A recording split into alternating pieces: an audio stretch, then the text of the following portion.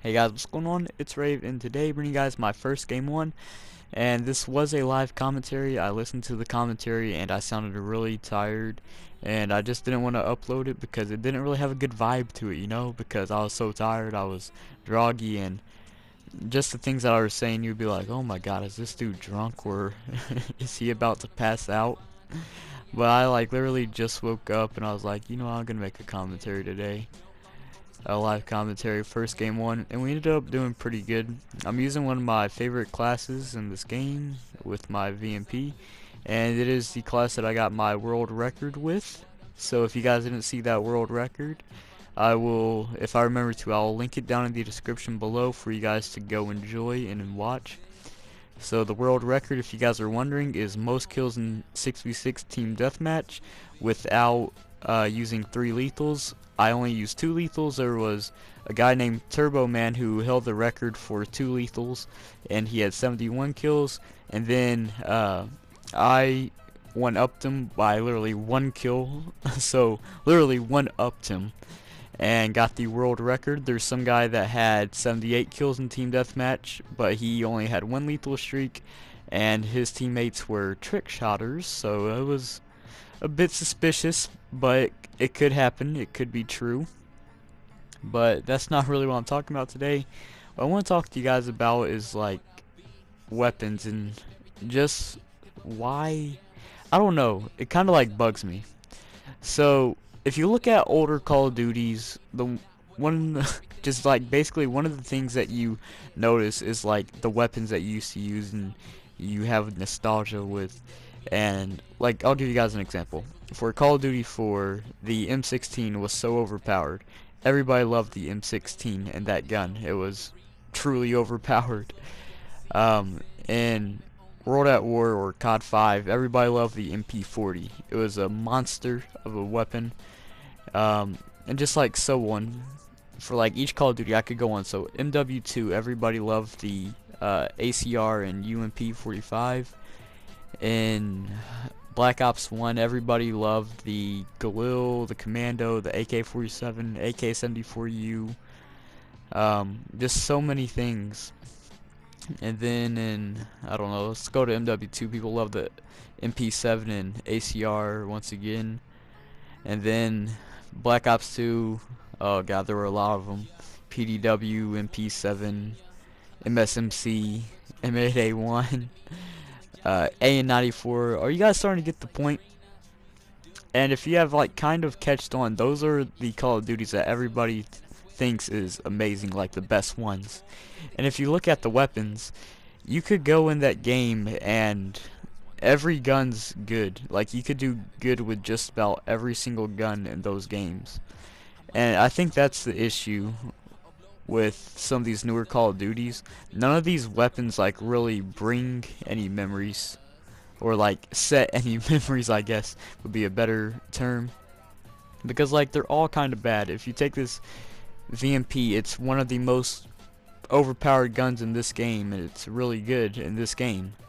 If you take this, put this in Black Ops 2, this is one of the worst guns in the game, And I think that's the issue. Instead of, hey, this gun's good, let's nerf it, that's a dumb idea. Why don't you say, okay, this gun's good, why don't we buff all the weapons?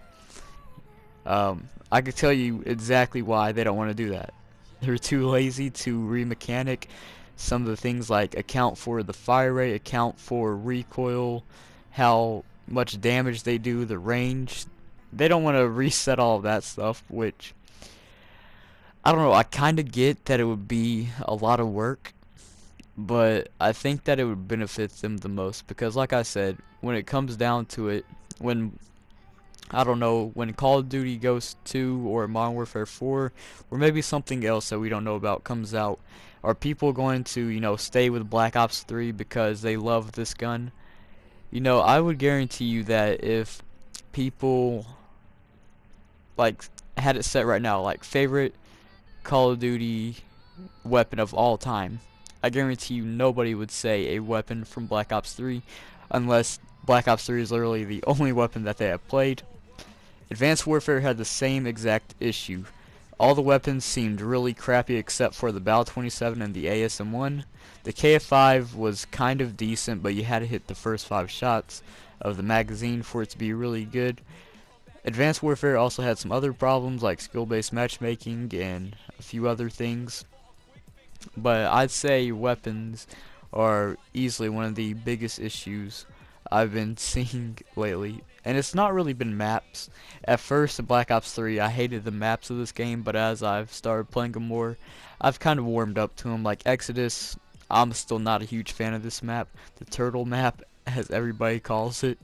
And that was a ridiculous death. That dude should have been dead. Look, he was already red screen and then he heals up. Makes no sense. But I'll go ahead and talk to you guys about one more game, and that's Call of Duty Ghost. As you guys know, not that many people like Call of Duty Ghost, and I think the issue with that game was a mixture of bad maps and weapons being too overpowered. And what I mean by too overpowered is Call of Duty Ghost had a really good hit detection. In Black Ops 2, weapons were a little bit weaker, whether it be headshot multipliers or the range, just stuff like that. They were a little bit weaker on, but the hit detection was also worse in Black Ops 2 than Call of Duty Ghost.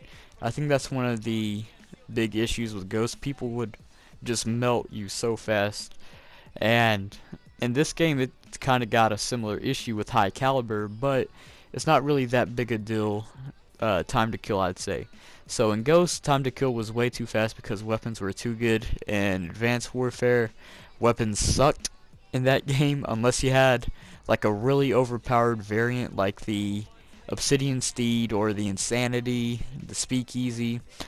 I don't know, the Breakneck. Unless you had a really good variant, time to kill was kind of slow in that game compared to the rest.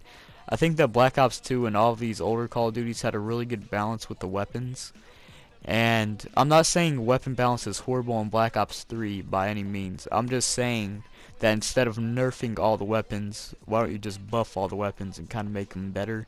So, you know, when the next Call of Duty comes out, they'll be like, oh my god, this gun reminds me of this one, or this one's really good, it brings back memory for this gun. And in the beta, there were two guns that were really distinct that stood out. That was the M8A7 and the Razorback. If you look right now, they nerfed both of those weapons.